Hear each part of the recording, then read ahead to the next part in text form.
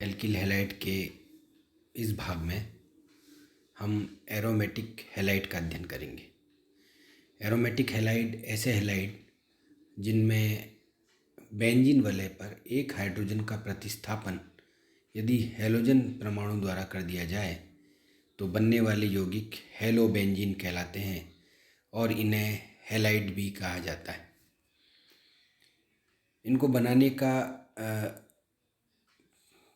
के लिए कुछ रासायनिक अभिक्रियाएं हैं। उसमें पहली अभिक्रिया है यदि बेंजीन की हैलोजनीकरण से यदि बेंजीन का हैलोजनीकरण हम AlCl3 की उपस्थिति में कराएं तो हम देखते हैं कि AlCl4 plus Cl minus plus ion बनता है और ये प्लस आयन बेंजीन वलय पर जुड़कर एक विनलैंड मध्यवर्ती का निर्माण करता है और वह H प्लस आयन त्याग देता है जो कि AlCl4 माइनस के साथ क्रिया करके पुनः HCl निकालता है और एक क्लोरो बेंजीन का निर्माण होता है। बेंजीन डायज़ोनियम क्लोराइड से बेंजीन डायज़ोनियम क्लोराइड ऐसे यौगिक जिसमें बेंजीन वलय पर N2Cl जुड़ा हुआ हो, ऐसे यौगिक डायज़ोनियम कहलाते हैं।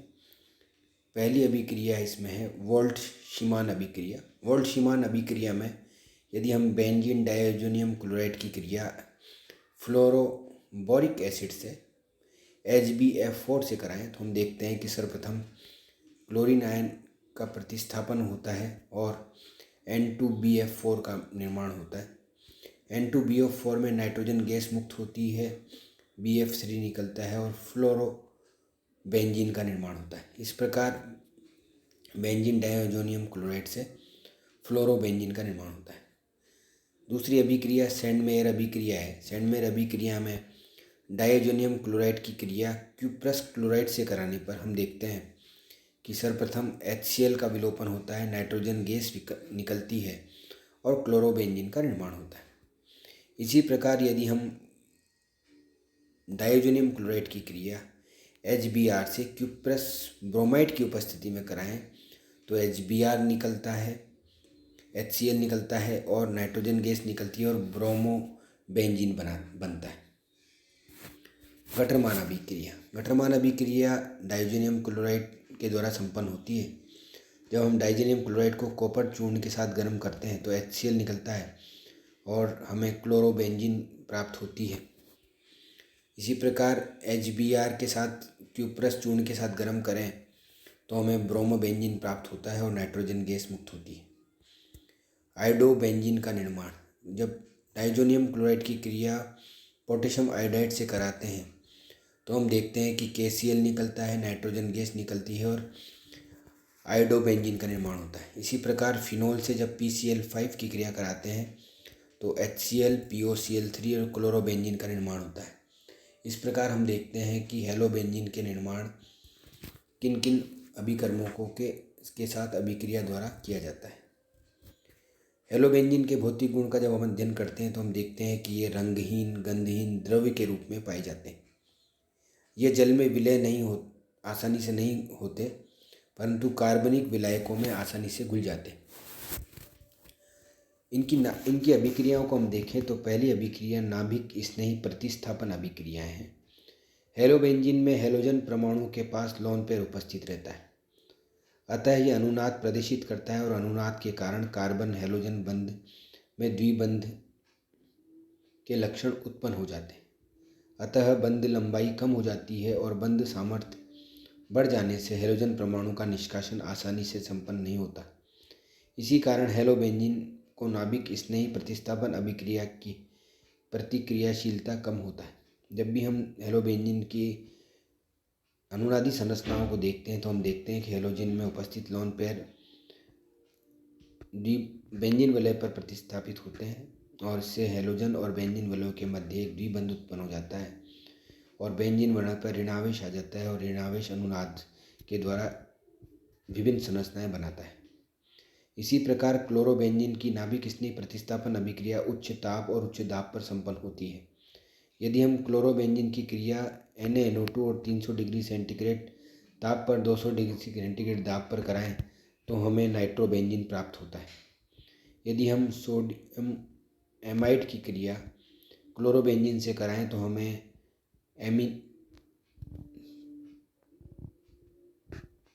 क्लोरीन द्वारा प्रतिस्थापित हो जाता है और एनिलीन बनता है। इसी प्रकार NaCN से क्रिया कराने पर साइनोबेंजीन का निर्माण होता है।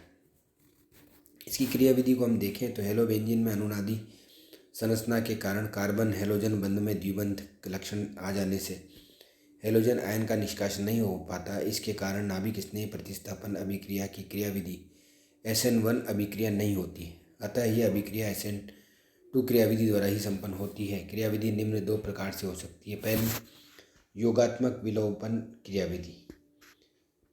इस क्रियाविधि में सबसे पहले आक्रमणकारी नाभिक स्नेही उसी कार्बन परमाणु पर जुड़ता है जिस पर हेलोजन परमाणु जुड़ा हुआ है और बनने वाला ऋणायन अनुनाद के द्वारा स्थायित्व ग्रहण कर लेता है और अंत में हैलाइड आयन के विलोपन द्वारा उत्पाद का निर्माण होता है। इसी कारण इस क्रियाविधि को योगात्मक विलोपन अभिक्रिया कहते हैं। इस अभिक्रिया में हम देखते हैं कि हेलोजन अपने लोन पेयर को देता है तो जुड़ने वाला नाभिक स्नेही उसी हेलोजन जिस कार्बन से जुड़ा है उसी पर जुड़ता है और ऋणावेश अनुनाद द्वारा बेंजीन वलय पर घूमता है और अंत में हेलोजन मुक्त होकर न्यूक्लियोफाइल का योग हो जाता है। एनिसोल को सोडियम इथोक्साइड से क्रिया कराने पर सबसे पहले ऐसा मध्यवर्ती बनता है जिसमें इथोक्सी और मेथोक्सी समूह एक ही कार्बन से जुड़े रहते हैं, जबकि ऋणावेश वलय के अन्य कार्बन परमाणु पर विस्थानीकृत रहता है। इस मध्यवर्ती को मिस्सेवीमर मध्यवर्ती कहते हैं। यह मध्यवर्ती मेथोक्साइड आयन के विलोपन द्वारा फेनिटॉल में परिवर्तित हो जाता है।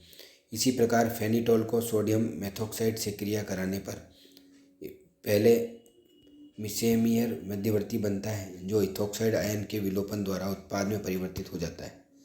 दोनों अभिक्रियाओं में एक ही मध्यवर्ती बनता है। यह विलोपन होता है और बाद में हैलाइड आयन का विलोपन होता है, अतः योगात्मक विलोपन क्रियाविधि संपन्न होती है। एनिसोल की क्रिया जब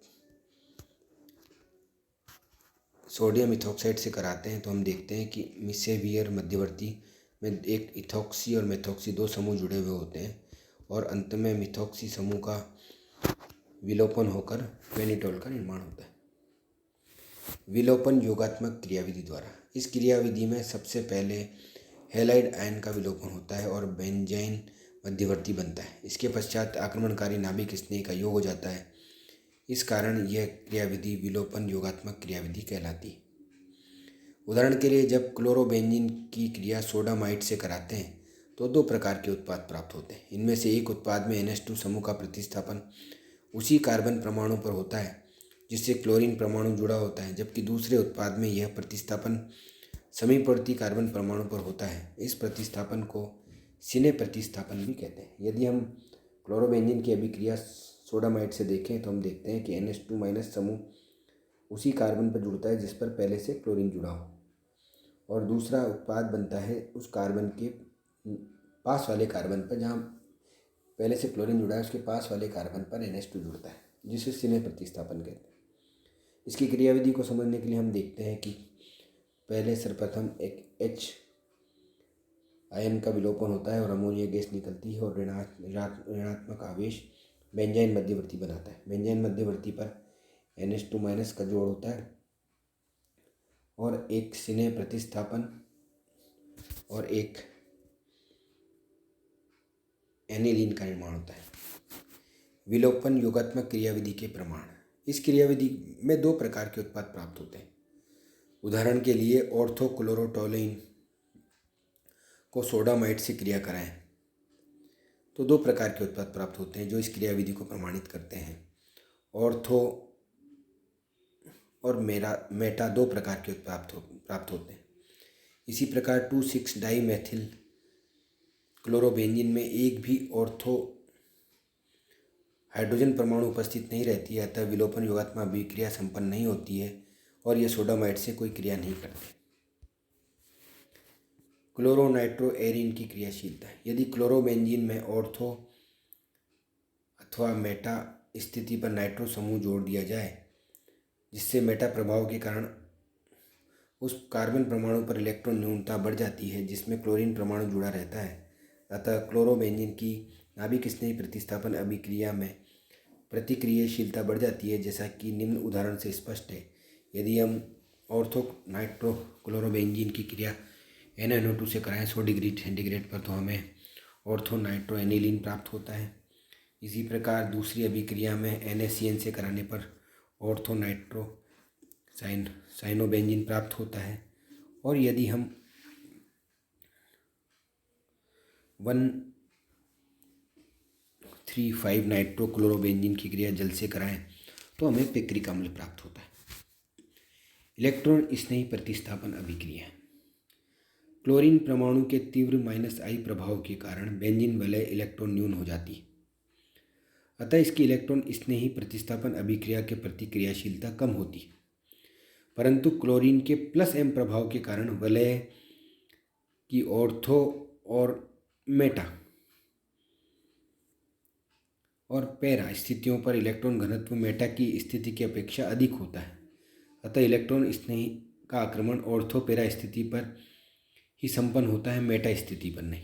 जब हम इन अभिक्रियाओं को देखते हैं तो क्लोरोबेंजीन की क्रिया यदि हम FeCl3 के साथ कराएं तो ऑर्थो और पैरा यौगिक बनता है।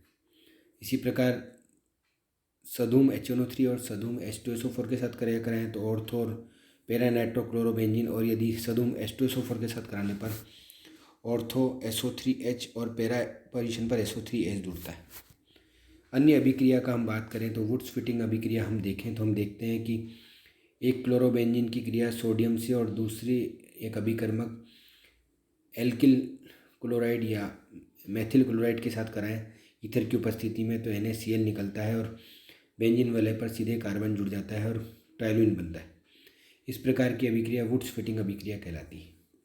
यदि हम उल्मान अभिक्रिया का अध्ययन करें तो हम देखते हैं कि एल्किल आयोडाइड की क्रिया यदि हम कॉपर धातु की उपस्थिति में कराएं तो कॉपर आयोडाइड मुक्त होता है और दोनों बेंजीन वलय एक बंध द्वारा जुड़ जाती है। इस प्रकार इसे उल्मान अभिक्रिया कहते हैं। हमने हमारे इसी अध्याय में अध्ययन किया कि जब भी हम कार्बन टेट्राक्लोराइड की क्रिया एंटीमनी ट्राइफ्लोराइड की उपस्थिति में करते हैं तो हमें फ्रियोन प्राप्त होते हैं। फ्रियोन मेथेन तथा एथेन के पॉलीक्लोरोफ्लोरो व्युत्पन्नों को एक सामान्य नाम दिया गया। फ्रियोन अथवा CFC क्लोरोफ्लोरोकार्बन इनका प्रशीतक के रूप में उपयोग किया जाता है। किसी फ्रियोन में कार्बन तथा फ्लोरीन के अनुपात के हिसाब से ही उस विशिष्ट फ्रियोन का नामकरण किया जाता है। एथेन के व्युत्पन्नों में क्लोरीन के अनुपात का भी ध्यान रखा जाता है। इसी प्रकार जब हम देखते हैं कि एल्किल हैलाइड में या एरिल हैलाइड में विलोपन अभिक्रियाएं संपन्न होती हैं तो उन अभिक्रियाओं को विलोपन अभिक्रियाएं कहते हैं, जिसमें क्रियाकारी अणु से 2 परमाणु अथवा समूह का निष्कासन होता है। इन अभिक्रियाओं में सदैव असंतृप्त उत्पाद बनते हैं। एल्किल हैलाइडों की जब एल्कोहली क्षार के साथ क्रिया कराई जाती है तो हैलोजन हैलाइड या हाइड्रोजन हैलाइड HX के एक अणु का 1,2 विलोपन होता है और एल्कीन बनते हैं। इन अभिक्रियाओं को विहाइड्रोहैलोजनीकरण अभिक्रिया कहते हैं। इस उदाहरण में हम देखते हैं कि 2-ब्रोमोप्रोपेन की क्रिया एल्कोहल और KOH के साथ गर्म कराने पर प्रोपीन प्राप्त होता है। सामान्यतः उस कार्बन को अल्फा कार्बन कहा जाता है जिस पर हैलोजन परमाणु जुड़ा हुआ हो, और उसके साथ जुड़े हुए अन्य कार्बन परमाणु को बीटा कार्बन कहा जाता है। बीटा कार्बन से जुड़े हुए हाइड्रोजन परमाणु को बीटा हाइड्रोजन परमाणु कहते हैं। इस प्रकार 1,2 विलोपन अभिक्रिया में हैलाइड आयन के रूप में हैलोजन परमाणु निकलता है और क्षार द्वारा बीटा हाइड्रोजन परमाणु का प्रोटॉन के रूप में निष्कासन हो जाता है। इसी कारण इन अभिक्रियाओं को बीटा विलोपन अभिक्रियाएं भी कहा जाता है। जब किसी एल्किल हैलाइड में से एक ही प्रकार के बीटा हाइड्रोजन परमाणु हों तो उत्पाद के रूप में एक ही एल्कीन बनती है। उदाहरण के लिए यदि 1-ब्रोमोप्रोपेन की बात करें तो प्रोपीन बनती है।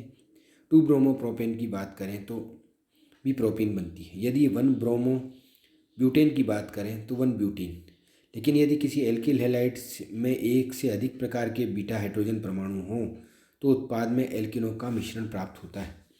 मुख्य उत्पाद के रूप में वह एल्किन बनती है जिसमें अधिकतम शाखाएं होती हैं। इस प्रकार हम देखते हैं कि 2-ब्रोमोब्यूटेन की क्रिया एल्कोहली KOH से कराते हैं तो 2 प्रकार के बीटा हाइड्रोजन हैं इसमें। इसमें 2 ब्यूटीन और 1 ब्यूटीन बनती है। यदि 2 ब्यूटीन की मात्रा अधिक होती है क्योंकि इसमें प्रतिस्थापन पित्त मैथिल समूह ज़्यादा है, जो कि सेजेफ के नियम के अनुसार है। E2 क्रियाविधि, विलोपन अभिक्रियाएँ जो होती हैं, यह अभिक्रियाएँ एक E2 क्रियाविधि के आधार पर यह अभिक्रिया एक पद में ही संपन्न होती है। एक संक्रमण अवस्था के मध्यम में संपन्न होती है। इसे निम्न प्रकार से प्रदर्शित करते हैं। जब हम किसी क्षार के साथ इसकी अभिक्रिया कराएं तो संक्रमण अवस्था बनती है और एथीन या असंतृप्त यौगिक प्राप्त होते हैं। इसी प्रकार इथेनॉल में आइसोप्रोपिल ब्रोमाइड व सोडियम इथोक्साइड की अभिक्रिया E2 प्रकार से संपन्न होती है। SN2 अभिक्रिया में भी इसी प्रकार के एल्केल हैलाइड अणु पर क्षार के पीछे से आक्रमण होता है, परंतु बीटा प्रोटॉन के स्थान पर अल्फा कार्बन परमाणु पर यह अभिक्रिया संपन्न होती है। अतः E2 अभिक्रिया सदैव SN2 अभिक्रिया के साथ प्रतिद्वंदिता रखती है। इसी प्रकार E1 क्रियाविधि को देखें तो यह अभिक्रिया 2 पदों में संपन्न होती है। पहली पद के द्वारा यह अभिक्रिया मंद अभिक्रिया होती है और कार्बोकेटाइन बनता है, और दूसरी अभिक्रिया में हाइड्रोजन या प्रोटॉन का मुक्त होने के बाद ही एक असंतृप्त यौगिक प्राप्त होता है। चूँकि मंद तथा वेग निर्धारण पद में केवल एल्केल हैलाइड के एक अणु भाग ले रहा है, अतः यह प्रथम कोटि के एक अणु अभिक्रिया है। उदाहरण के लिए तृतीयक ब्यूटिल ब्रोमाइड जलीय एल्कोहली KOH के साथ क्रिया करने पर आइसोब्यूटीन बनाता है। अतः SN1 अभिक्रिया में भी इसी प्रकार के एक मुक्त कार्बोकेटाइन बनता है, जो नाभिक स्नेह के साथ संयोग करके प्रतिस्थापन उत्पाद बनाता है। अतः E1 अभिक्रिया सदैव SN1 अभिक्रियाओं की प्रतिद्वंदी होती है। उदाहरण के लिए यदि तृतीय ब्यूटिल प्रोटाइल क्लोराइड के 80% जलीय इथेनॉल के साथ क्रिया कराएं तो मुख्य उत्पाद SN1 उत्पाद बनता है। इस प्रकार हम देखते हैं कि तृतीयक ब्यूटिल अल्कोहल, तृतीयक ब्यूटिल ईथर या आइसोब्यूटीन क्रमशः SN1 और E1 उत्पाद को स्पष्ट करते हैं। चूँकि SN1 अभिक्रियाओं की भांति E1 अभिक्रिया में भी मुक्त कार्बोकेटाइन आयन बनता है, अतः इनकी अभिक्रियाशीलता का क्रम भी 3 डिग्री के कैटायन उससे कम, 2 डिग्री कैटायन उससे कम 1 डिग्री होता है। मुक्त कार्बोकेटाइन के कारण ही E1 अभिक्रियाओं में पुनर्व्यवस्थित उत्पाद बनते हैं। जब हम 3 डिग्री कार्बोकेटाइन अधिक स्थायी होता है, जबकि उससे बनने वाला उत्पाद में जिसमें शाखाओं की संख्या अधिक होती है 2,3 डाइमेथिल ब्यूटीन बनता है।